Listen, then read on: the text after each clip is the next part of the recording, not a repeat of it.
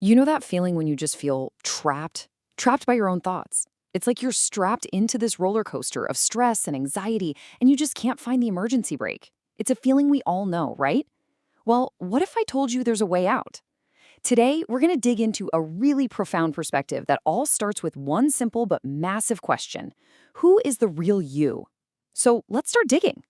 So, the source material we're looking at kicks things off with this incredible metaphor. It says delusion, which is really just our ignorance about who we truly are, is like a crocodile. Imagine that. It grabs us, pulls us under, and just completely twists our perception of reality. It makes us think that we are our stress, that our identity is tied to every little bit of pleasure and pain we feel. And it's this case of mistaken identity, that's where all our suffering really comes from.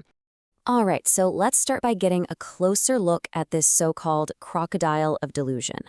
We've got to figure out, how does it actually get its teeth into us? And why is it so easy to believe that its chaotic thrashing is, well, us? It really is the ultimate case of mistaken identity. And it's the very thing that fuels so much of that internal chaos we all feel sometimes.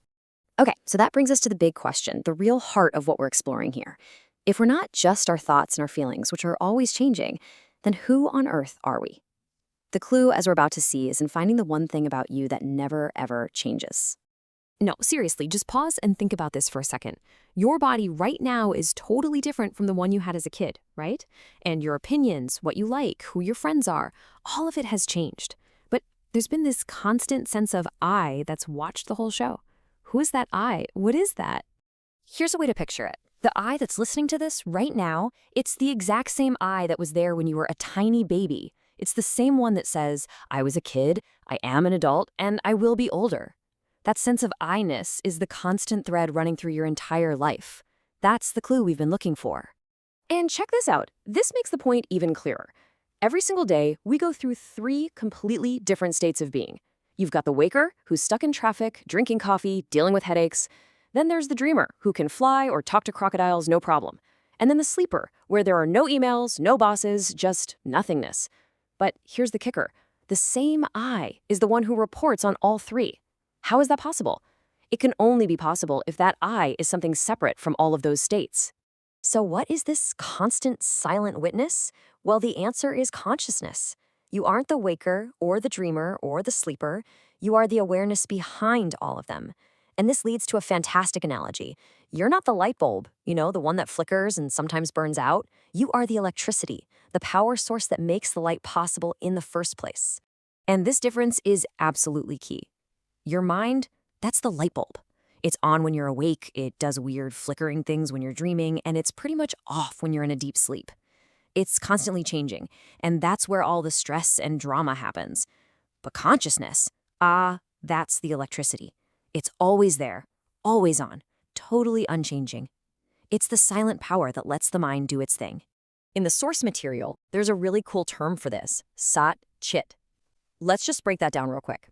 Sat basically means pure existence. It's that simple, undeniable fact that you are. It's the isness of you that's never changed. And Chit, that means awareness. It's the knowing part. It's self-evident. It doesn't need to learn how to be aware. It just is awareness. And this brings up another amazing point. Your awareness doesn't need proof. There's another term here, Swayamprabha, which means something like self-luminous. It shines by its own light. Just think about it for a second. You never have to ask yourself, hey, do I exist? I mean, the fact that you can even ask the question is all the proof you need. You don't need a birth certificate or a mirror to know you're here. You are the proof. All right, I get it. This is all super interesting, but it can feel a little, up in the clouds.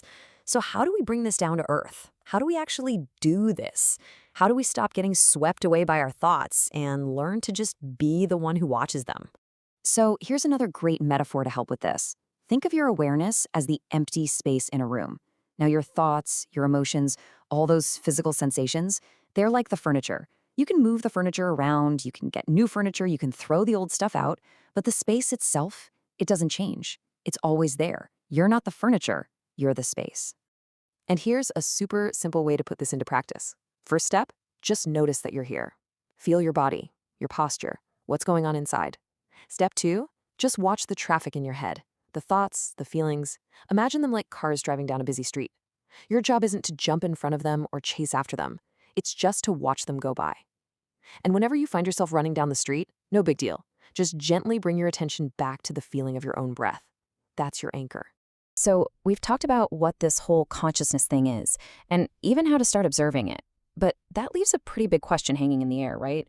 Why bother? What's the point of all this? What's in it for you? Well, the answer to that question is really the whole point. This isn't just some cool philosophical idea to think about. When you really get this shift in identity, what you find on the other side is, well, it's freedom. A real, deep, lasting freedom. See, when you start identifying as the observer, not the thing being observed, the everyday drama of life just doesn't have the same grip on you. Stress, anxiety, they start to feel more like passing clouds. You can see the storm without having to be the storm. And that creates this incredible inner peace that doesn't depend on whether you're having a good day or a bad day.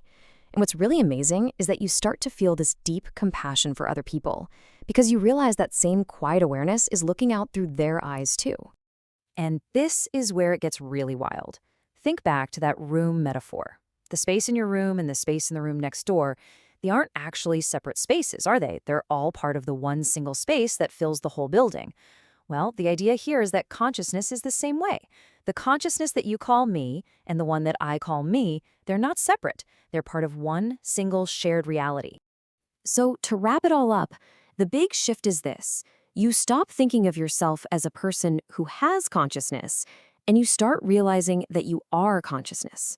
You're not the movie playing out with all its drama. You're the screen it's all playing on. The screen is always there, no matter what movie is showing. And that leaves us with one last thing to ponder.